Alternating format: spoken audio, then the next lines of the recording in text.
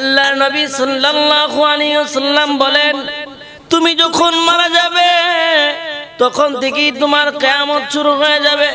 ও দুনিয়ার মানুষ, তুমি একবার চিন্তা করে দেখো, দুনিয়ার জমিনে তুমি চলাফেরা করতেছো, এই দুনিয়ায় চলাফেরার সময় তুমি দেখো সূর্যটা কতটুকু উপরে।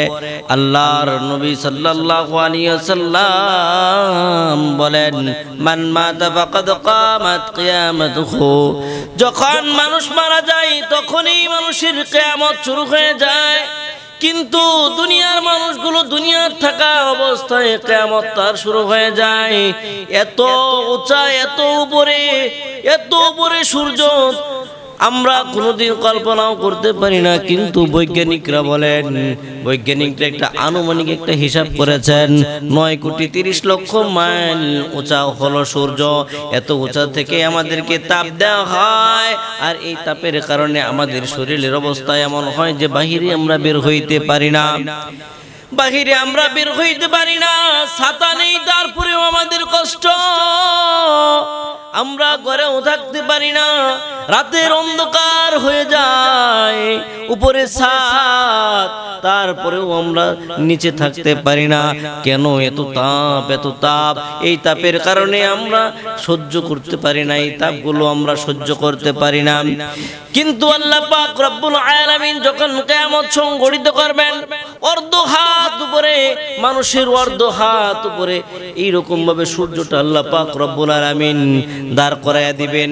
মানুষের মাথার মস্তকগুলো টকবক করে ফাটতে থাকবে। আল্লাহর হাবিব সাল্লাল্লাহু আলাইহি ওয়াসাল্লাম বলেন, মানুষের মাথার মস্তকগুলো টকবক করে এরকম উতলাতে থাকবে, যেরকম নাকি বাত হওয়ার উপক্রম হইলে যেরকম টকবক করে, সেম এরকম ভাবে আমাদের মাথার মস্তকগুলো এরকম টকবক করতে থাকবে। ও দুনিয়ার মানুষ, কি নিয়ে তো অহংকার করো, কি নিয়ে তো বাহাদুরি করো, কি নিয়ে তো বেটাগিরি করো? আজ মরিলে তোমাকে কাল 2 দিন ঘোষণা দেওয়া হবে। আজ তুমি যদি মারা যাও তাহলে তোমার নাম কেউ বলবে না, তোমার নামটাও মুছে যাবে। সবাই তোমাকে বলবে যে লাশটা কোথায়, লাশটা বের করো না কেন, লাশটা গোসল দাও না কেন, লাশটাকে তোমরা বাহিরে কেন বের করো না, লাশটাকে কেন কাফন এখনো পরাও না, তাড়াতাড়ি লাশটা নিয়ে আসো। কবরের জগতে ঢুকানোর জন্য দুনিয়ার মানুষগুলো পাগল হয়ে যাবে। এই জন্য বন্ধুরা আমার, ওই দুনিয়াতে যাওয়ার আগে এই দুনিয়ার মধ্যে আমাদের আমল নামাগুলো ঠিক করা লাগবে। আমাদের আমল যদি ঠিক থাকে তাহলে আমাদের কবরের জগৎটা ঠিক থাকবে, আর যদি আমল যদি ঠিক না থাকে তাহলে কবরের জগৎটা অন্ধকার আচ্ছন্ন হয়ে যাবে। আল্লাহ পাক রব্বুল আলামিন কবরকে বলবেন, কবর তুমি অন্ধকার ঘর, সাপ বিচ্ছুর ঘর, জাহান্নাম থেকে আল্লাহর একটা আযাব ফিট করে দিয়ে কাল কিয়ামত পর্যন্ত এই আযাবের শাস্তি ভোগ করাইতে থাকবে। এই জন্য ভাইয়েরা আমার, এই আযাব থেকে বাঁচতে হলে আমাদের নেক কাজ করতে হবে, আমাদের ভালো কাজ করতে হবে। আমাদের ভালো কাজ যখন আমরা করব তখন আমাদের দুনিয়া আখিরাত উভয় জাহানটা আমাদের জন্য কামিয়াবি হয়ে যাবে। এই জন্য ভাইয়ের আমার, মানুষের মাথার মস্তক যখন টকবক করতে থাকবে, মানুষগুলো হতাশাগ্রস্ত হয়ে যাবে, মানুষগুলো পাগল হয়ে যাবে, মানুষগুলো এপাশ ওপাশ করতে থাকবে, দৌড়াতে থাকবে। কিন্তু দৌড়ায় কোথায় যাবে, যাওয়ার তো জায়গা নাই। আল্লাহ পাক রব্বুল আলামিন একটা আযাবের ব্যবস্থা করেছেন, কিয়ামতের আযাব। এই আযাব এমন একটা আযাব, যে আযাবের সময় মানুষগুলো কোনো সাহায্য সহযোগিতা পাইবে না। মা তার সন্তানকে সাহায্য করবে না, সন্তান তার মাকে সাহায্য করবে না, বাবা তার স্ত্রীকে, বাবা মাকে সাহায্য করবে না, মা বাবাকেও সাহায্য করবে না। যদি বলা হয় তুমি তো দুনিয়ার জমিনে আমার স্ত্রী ছিলে, মা বলবে যে না, দুনিয়ার জমিনে আমার কোনো বিয়ে হয় নাই, আমার আবার কিসের স্বামী। সন্তান বলবে যে মা, আজকে আমি মহা বিপদে পড়ে গেছি, মা তুমি আমাকে সুপারিশ করে আমাকে বাঁচাও। মা বলবে দুনিয়ার জমিনে আমার কোনো বিয়ে হয় নাই, কোনো সন্তান নাই, আমার কোনো সন্তান নাই, আমার বিয়েও হয় নাই। এইরকম ভাবে মা সন্তানকে বলে যাবে। এই পরিস্থিতিটা যখন মানুষের আসবে তখন মানুষ দৌড়াদৌড়ি করতে শুরু করে দিবে। দৌড়াদৌড়ি করতে করতে মানুষটা এত দূরে যাবে যে তার কোনো কুল কিনারা নাই।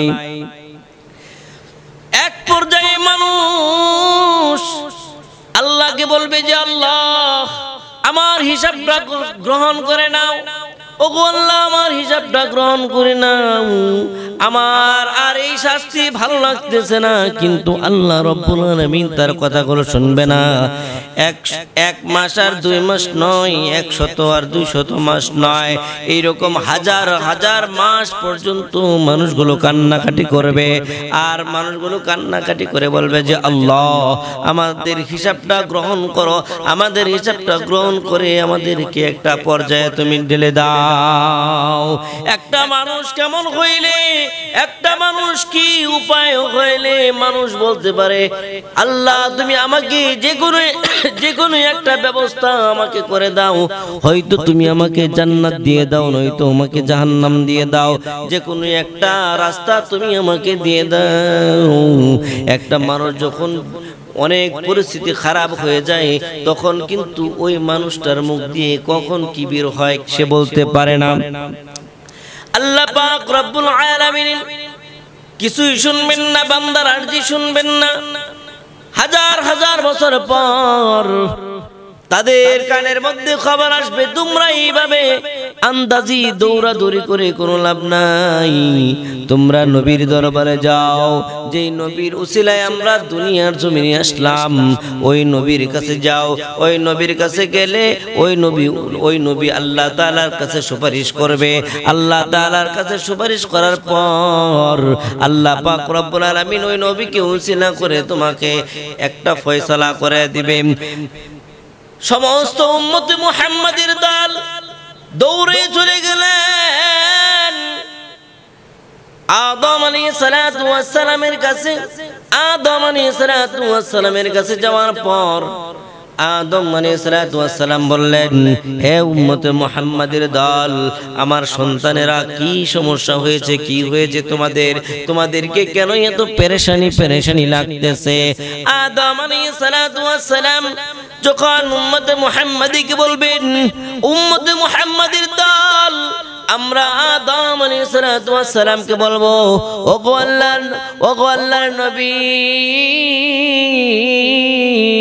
ও আদি পিতা আদম, আমাদের আমল নামা বড় খারাপ হয়ে গেছে, আমাদের খুব কষ্ট হইতেছে, আমাদের শরীরের অবস্থা বেশি ভালো না। ওগো আদম, ওগো আদি পিতা আদম, আজকে আমাদের ব্যাপারে একটা সুপারিশ করেন। এই সুপারিশের কারণে যেন আল্লাহ পাক রব্বুল আলামিন যাতে আমাদেরকে জান্নাতের একটা ফয়সালা করে দেন, নয়তো জাহান্নামের একটা ফয়সালা যেন আল্লাহ পাক রব্বুল আলামিন করে দেন। আদম আলাইহিস সালাতু ওয়াস সালাম বললেন, হে উম্মতে মুহাম্মাদের দল, আজকে তোমরা বলতেছো আমাকে সুপারিশ করার জন্য, কিন্তু আমি তো আল্লাহ তাআলার কাছে খুব শর্মিন্দা, খুব লজ্জিত। আমি তো আল্লাহ তাআলার সামনে অনেক ভুল করে ফেলেছি। আদম আলাইহিস সালাতু ওয়াস সালাম বলেন যে আমি আল্লাহ তাআলার দরবারে সুপারিশ করতে পারবো না, কারণ আমি অনেক বড় ভুল করে ফেলেছি। আদম আলাইহিস সালাতু ওয়াস সালামের কথা শুনে উম্মতে মুহাম্মাদী বলবেন, ও পিতা আদম, কি এমন ভুল করেছেন যে আমাদের ব্যাপারে আপনি সুপারিশ করতে পারবেন না? আদম আলাইহিস সালাতু ওয়াস সালাম বলেন, আল্লাহ পাক রব্বুল আলামিন আমাকে আর তোমাদের মা হাওয়াকে একটা জান্নাতের মধ্যে জায়গা করে দিয়েছেন। আমরা থাকতেছিলাম, খাইতেছিলাম, এখানে আনন্দ উল্লাস করতেছিলাম। হঠাৎ করে তোমাদের মা একটা ভুলের কারণে আল্লাহ পাক রব্বুল আলামিন আমাদের সকলকে দুনিয়ার জমিনে পাঠাইয়া দিলেন। এই ভুলের কারণে 100 আর 200 বছর নয়, এরকম শত বছর পর্যন্ত আমরা এরকম দুনিয়ার জমিনে কান্নাকাটি করতেছি। ও আদম সন্তানেরা, ও উম্মতে মুহাম্মাদীর দল, আমি একদিন আর 2 দিন নয়, 1 মাস আর 2 মাস নয়, আমি 300 মাস পর্যন্ত আল্লাহ তাআলার কাছে তওবা করলাম। আর একবার আর 2 বার নয়, আমি 300 বার পর্যন্ত 33 বার পর্যন্ত আমি হজ করেছি। আল্লাহ তাআলার ঘরের মধ্যে আমি দাঁড়াইয়া দাঁড়াইয়া দোয়া করেছি। আল্লাহ পাক রব্বুল আলামিন আমার দোয়া কবুল করেছেন। আর এই কবুলের কারণে আল্লাহ পাক রব্বুল আলামিন আমাকে মাফ করে দিয়েছেন। তোমাদের মা হাওয়া আর আমাকে আল্লাহ পাক রব্বুল আলামিন একত্রিত করে দিয়েছেন। হ্যাঁ, তারপরেও কেমন জানি লজ্জা লাগে, নিজের কাছে বড় অপরাধী লাগে। ও দুনিয়ার মানুষ, নবীরা কোনো সময় অপরাধী হইতে পারে না, নবীরা কোনো সময় অপরাধী হইতে পারে না। তারপরেও আদম আলাইহিস সালাম বলেন যে আমার নিজের কাছে খুব অপরাধী মনে হয়। এই জন্য তোমাদেরকে আমি বলি, তোমাদের ব্যাপারে কোনো সুপারিশ করতে পারবো না। আদম আলাইহিস সালাম বলেন আমি তোমাদের ব্যাপারে কোনো সুপারিশ করতে পারবো না, কিন্তু তোমাদেরকে একটা রাস্তা দেখায় দেই, ওনার কাছে যাও, গেলে হয়তো উনি আল্লাহ তাআলার দরবারে তোমাদের ব্যাপারে সুপারিশ করে একটা ফয়সালা করে দিতে পারবে। আদম আলাইহিস সালামকে বললেন, ওগো আদি পিতা আদম, তাহলে ওনার ঠিকানা দেন। হযরতে নূহ আলাইহিস সালামের ঠিকানা দিলেন। নূহ আলাইহিস সালামের কাছে যাওয়ার পর নূহ আলাইহিস সালাম বললেন যে কি প্রবলেম, কি সমস্যা? আদম আলাইহিস সালামের সন্তানেরা আমরা উম্মতে মুহাম্মাদির দল বলবো, ওগো নূহ, আল্লাহ পাক রব্বুল আলামিন আমাদের ব্যাপারে অসন্তুষ্ট হয়ে গেছেন, আমাদের ব্যাপারে নারাজ হয়ে গেছেন, যার কারণে আল্লাহ পাক রব্বুল আলামিন 9,30,00,000 মাইলের সূর্য আজকে আমাদের মাথার উপরে উঠায় দিয়েছেন। এই জন্য আমাদের খুব কষ্ট হইতেছে। ওগো নূহ নবী, আপনি আল্লাহ তাআলার কাছে সুপারিশ করেন, আল্লাহ পাক রব্বুল আলামিন যেন আমাদেরকে এই বিপদ থেকে হেফাজত করে, হয়তো জাহান্নামের ফয়সালা করে দেন, নয়তো আমাদেরকে জান্নাতের ফয়সালা যেন করে দেন। নূহ আলাইহিস সালাম বলেন আমিও আল্লাহ তাআলার কাছে শর্মিন্দা, আমিও আল্লাহ তাআলার কাছে লজ্জিত। কেন তুমি লজ্জিত? কেন তুমি আল্লাহ তাআলার কাছে সুপারিশ করতে তুমি লজ্জা পাও?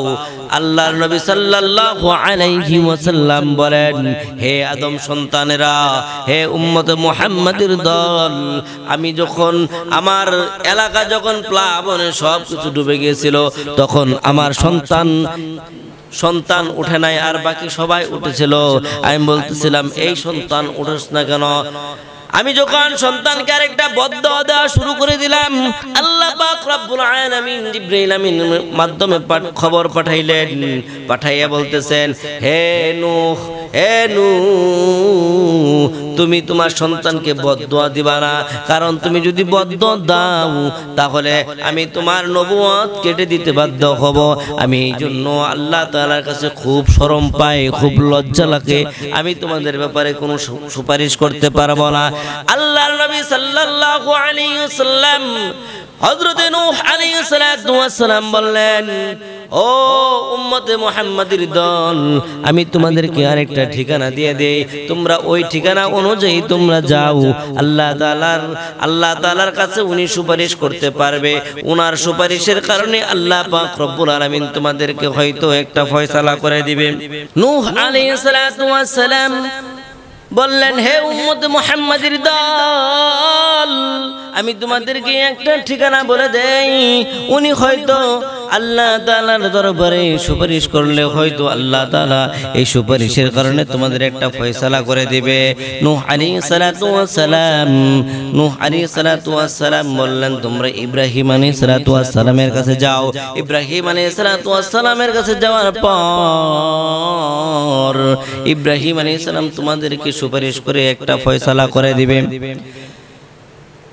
আদম আলাইহিস সালামের সন্তানেরা হযরতে মুহাম্মদ নবী সাল্লাল্লাহু আলাইহি ওয়াসাল্লামের উম্মতেরা দৌড়ে চলে যাবেন হযরত ইব্রাহিম আলাইহিস সালাতু ওয়াস সালামের কাছে। ইব্রাহিম আলাইহিস সালাতু ওয়াস সালামের কাছে যাওয়ার পর ইব্রাহিম নবীকে বলবেন, ওগো নবীজি, ওগো খলিলুল্লাহ, আপনি আমাদের ব্যাপারে একটু সুপারিশ করেন। আল্লাহ পাক রব্বুল আলামিন আমাদের প্রতি অসন্তুষ্ট, আল্লাহ পাক রব্বুল আলামিন আমাদের প্রতি নারাজ হয়ে গেছে, যার কারণে 9,30,00,000 মাইলের দূরের সূর্য এখন আমাদের মাথার উপরে দিয়ে দিয়েছে। ওগো আল্লাহর নবী, আপনার সুপারিশের কারণে হয়তো আল্লাহ পাক রব্বুল আলামিন এই বিপদ থেকে আমাদেরকে হেফাজত করবে, হয়তো আমাদেরকে জান্নাত দেখ, নয়তো আমাদেরকে জাহান্নাম দিয়ে দেখ। আল্লাহ পাক রব্বুল আলামিন যেন আমাদেরকে একটা ফয়সালা করে দেয়, এমন শাস্তি আর আমরা উম্মতে মুহাম্মাদি সহ্য করতে পারতেছি না।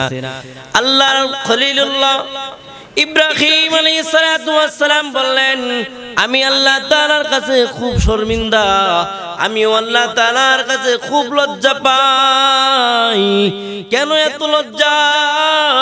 উম্মতে মুহাম্মাদি সাল্লাল্লাহু আলাইহি ওয়াসাল্লামের উম্মতেরা বলতেছেন, কেন এত লজ্জা, কি সমস্যা?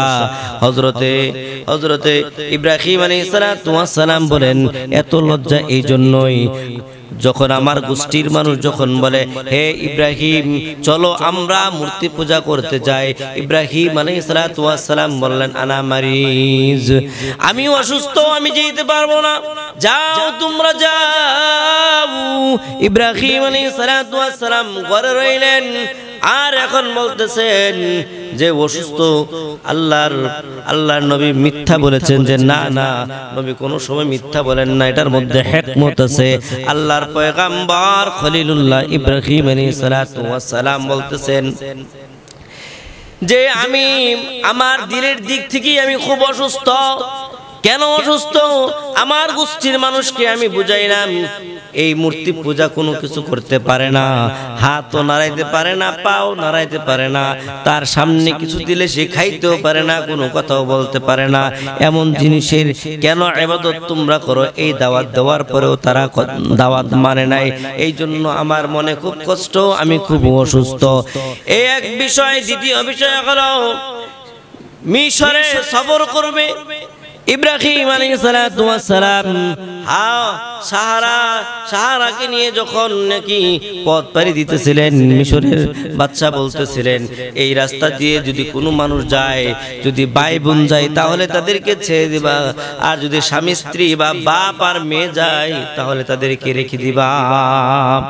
ইব্রাহিম আলাইহিস সালাতু ওয়াস সালাম দিক দিয়ে যাওয়ার পর মিশরের বাদশার লোকেরা আটকায়, রাস্তার মধ্যে প্রতিবন্ধকতা সৃষ্টি করে দেয়।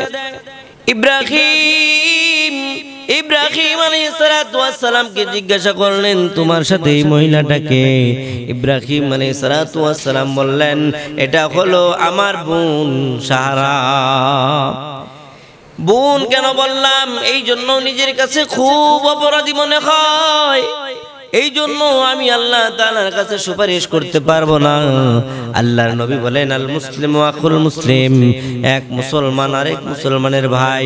এই ক্ষেত্রে আমি বললাম সে আমার বোন হয়, এই তারপরেও আমার মনের মধ্যে একটা খটকা, আমার মনের মধ্যে কেমন জানি শর্মিন্দা লাগে, এই জন্য আমি আল্লাহ তাআলার দরবারে যাই আমি সুপারিশ করতে পারবো না।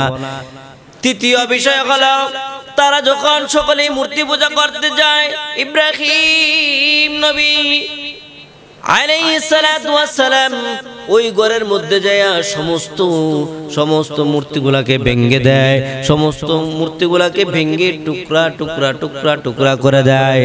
ওরা যখন মূর্তি পূজা করে আসার পরে যখন দেখে যে তাদের ঘরের সব মূর্তিগুলা ভেঙে ফেলা হয়েছে, তখন জিজ্ঞাসা করা হয়, আমাদের এই প্রভুদের এই অবস্থা কে করলো, কারা করলো? আমাদের জানার দরকার, তাকে শাস্তির মোকাবেলা করার দরকার।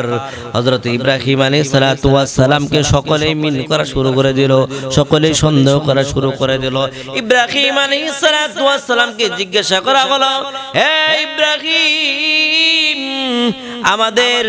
আমাদের প্রভুদের এই অবস্থা কে করলো? ইব্রাহিম আলাইহিস সালাতু ওয়াস সালাম বলেন, ওই যে তাকায়া দেখো, সমস্ত প্রভুদের গড ফাদার সবচেয়ে বড় যে প্রভু আছে ওই প্রভুর মধ্যে একটা হাতুড়ি লাগানো আছে। মনে হয় এই বড় প্রভুটাই সবগুলাকে ভেঙে তছনছ করে দিয়েছে। ইব্রাহিম আলাইহিস সালাতু ওয়াস সালামের কথা শুনে গোষ্ঠীর লোকেরা বলল যে না না, এই মূর্তি কোনোদিন কাউকে মারতে পারে না, সে তো হাঁটা চলাই করতে পারে না, হাত নাড়াইতে পারে না, কথা বলতে পারে না, তাহলে সে কিভাবে মারলো? বলল যে যে জিনিসে হাত নাড়াইতে পারে না, পা নাড়াইতে পারে না, কথা বলতে পারে না, বলেন তো দেখি ওই জিনিসের ইবাদত আপনারা কেন করেন? আর কিভাবে তার ইবাদত করে আপনারা শান্তি আশা করেন? ইব্রাহিম আলাইহিস সালাতু ওয়াস সালাম এই তিনটা কারণে আল্লাহ তাআলার কাছে খুব শর্মিন্দা, খুব লজ্জিত যে এগুলো হলো আমি একটা মানতে খাটাইলাম, আর বাহ্যিক দৃষ্টিতে বলা হয় এগুলো মিথ্যা বলা হয়েছে, যে মিথ্যা না, এটা আল্লাহর নবী মানতে খাটাইয়া এইভাবে কথাগুলো বলেছেন আর উম্মতে মুহাম্মাদীদেরকে এই শিক্ষা দিয়েছেন। ইব্রাহিম আলাইহিস সালাতু ওয়াস সালাম বলেন যে আমি আল্লাহ তাআলার কাছে তোমাদের ব্যাপারে সুপারিশ করতে পারবো না, কিন্তু তোমাদেরকে আমি একজন নবীর কথা বলে দেব। ওই নবী হয়তো তোমাদেরকে সুপারিশ করে হয়তো জান্নাত দিবেন, হয়তো জাহান্নামে ঢুকায়া দিবেন। আল্লাহর পয়গম্বর বললেন তোমরা দেরি করো না, মুসা আলাইহিস সালাতু ওয়াস সালামের কাছে যাও। মুসা আলাইহিস সালাতু ওয়াস সালামের কাছে যাওয়ার পর মুসা আলাইহিস সালাতু ওয়াস সালাম বলবেন ওগো আল্লাহর নবী, ওগো আল্লাহর বান্দা, হে উম্মতে মুহাম্মাদের দল, তোমরা ভালো করে শুনে রাখো, আমিও তোমাদের ব্যাপারে কোনো সুপারিশ করতে পারবো না, আমিও তোমাদের ব্যাপারে কোনো কিছু করতে পারবো না, কারণ আমি নিজেও অপরাধী। যদিও আল্লাহ তাআলা আমাকে ক্ষমা করে দিয়েছেন, তারপরেও নিজেকে খুব অপরাধী মনে হয়। উম্মতে মুহাম্মাদি বলতেছেন হে পয়গম্বর মুসা, কি আপনার এমন দোষ, কি এমন প্রবলেম যার কারণে আল্লাহ তাআলার কাছে সুপারিশ করতে পারবেন না? হযরত মুসা আলাইহিস সালাতু ওয়াস সালাম বলেন আল্লাহর নবীকে একজন কটাক্ষ করেছিল, আল্লাহর নবীকে একজন গালি দিয়েছিল, আর আমি দাঁড়াইয়া শুনতেছিলাম। আমার শরীরের মধ্যে কেমন জানি একটা রাগ সৃষ্টি হইল, একটা গুসা সৃষ্টি হইল। আমি ওই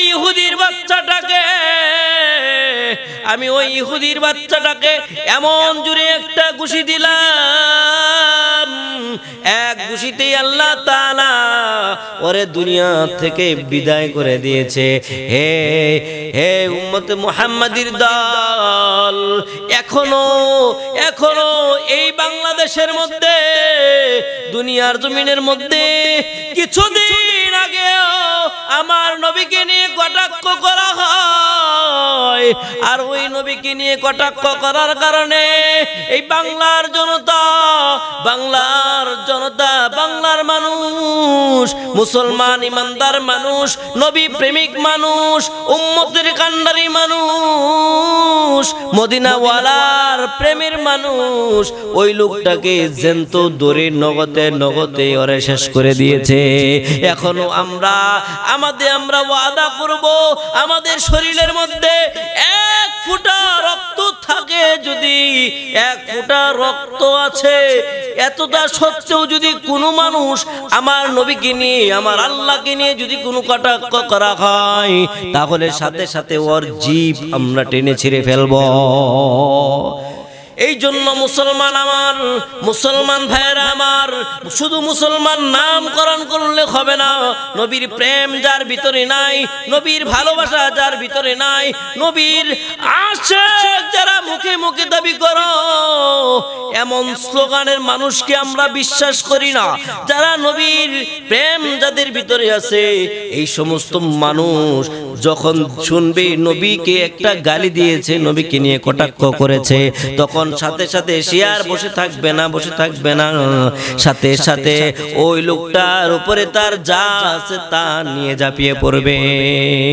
এই জন্য ভাইরা আমার, আল্লাহ পাকের হাবিব সাল্লাল্লাহু আলাইহি ওয়াসাল্লাম বলেন, মান সালিমাল মুসলিমুনা মিন লিসানি ওয়া ইয়াদিহি, প্রকৃত মানুষ হলো ওই মানুষ যার হাত দ্বারা এবং মুখ দ্বারা অপর মুসলমান নিরাপদে থাকে। এই জন্য বন্ধুরা আমার, আপনাদেরকে আমি বলতে চাই, আমার দেশের মধ্যে অনেক মূর্তির গির্জা আছে, অনেক মূর্তি আছে, অনেক অনুষ্ঠান হয় ওদের, আমরা তো তাদের ওই অনুষ্ঠানের মধ্যে হামলা করি না, মামলা করি না, আমরা তো ওইটার মধ্যে ভাঙচুর করি না।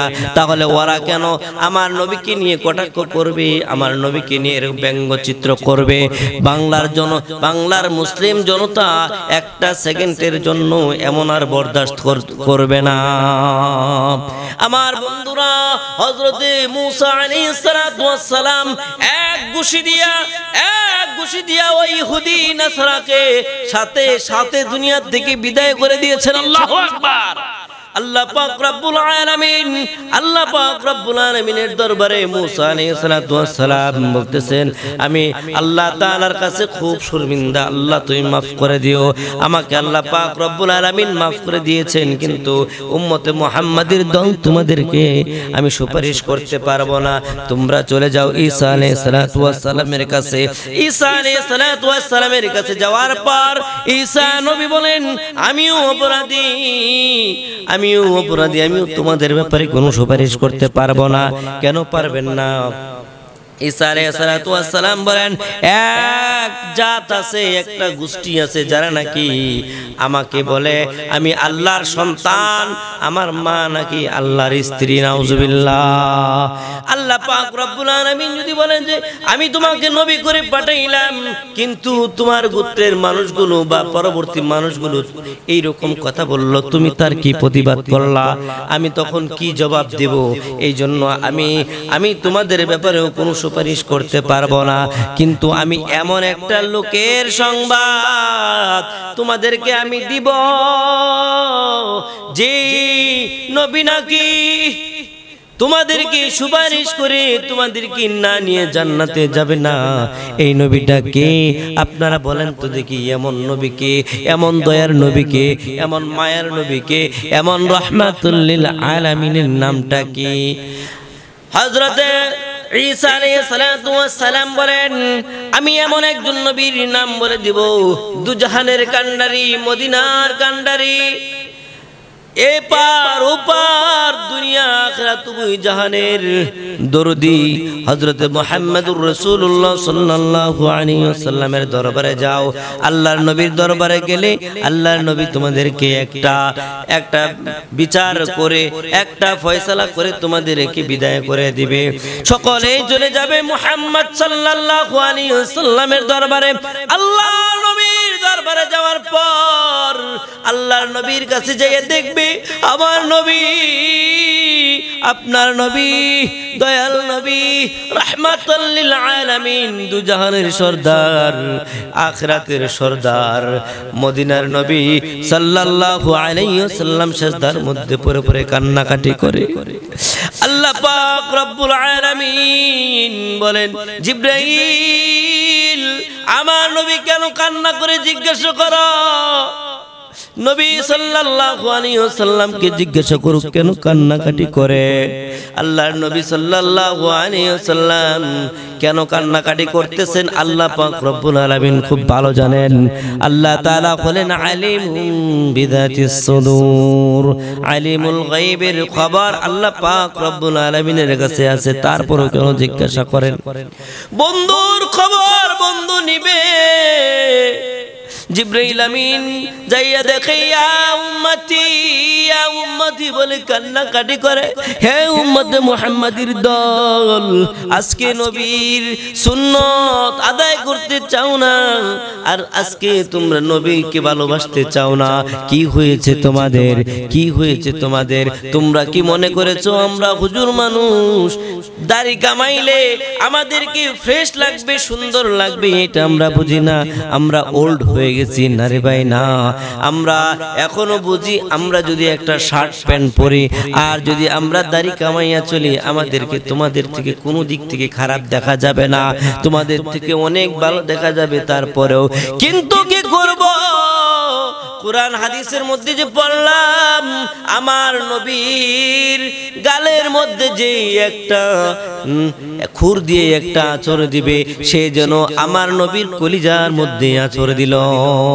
এমন খবর শোনার পরে কি, এমন খবর শোনার পরে কি কেউ এই গালের মধ্যে আঁচড় লাগাইতে পারে? না রে না, উম্মতে মুহাম্মাদের দল তা কখনো পারে না।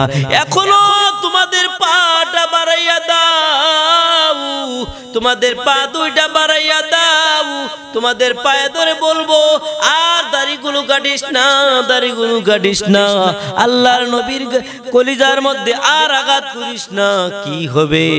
আজকে মারা গেলে কাল দুদিন হবে, কি নিয়ে তুমি কবরে যাবা?